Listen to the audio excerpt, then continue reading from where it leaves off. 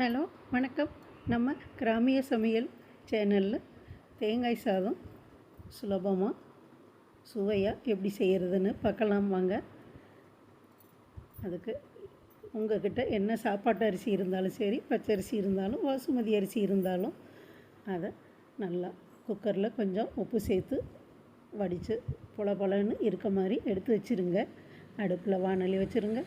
2 spoon நெய், 2 spoon நல்லெண்ணெய் சேர்த்துருங்க. சேர்த்து கடுகு, உளுந்து, கடலைப்பருப்பு, காஞ்ச மிளகாய், கருவேப்பிள்ளை எல்லாம் தாளிச்சிட்டு முந்திரியும் சேர்த்து வறுத்துட்டு ஒரு தேங்காய் திருகி எடுத்து அதையும் நல்லா வதக்கிடுங்க.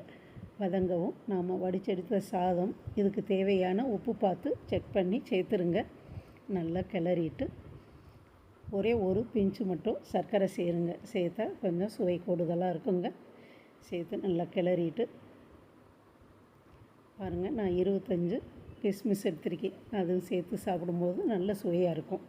நீங்களும் இதே மாதிரி செஞ்சு சாப்பிட்டு பாருங்கள், சூப்பராக இருக்கும். இதுக்கு ஏதாவது வறுவல், அப்பளம், வடகம் எதுனாலும் வச்சு சாப்பிட்லாங்க. அருமையான டேஸ்ட்டோடு இருக்கும்.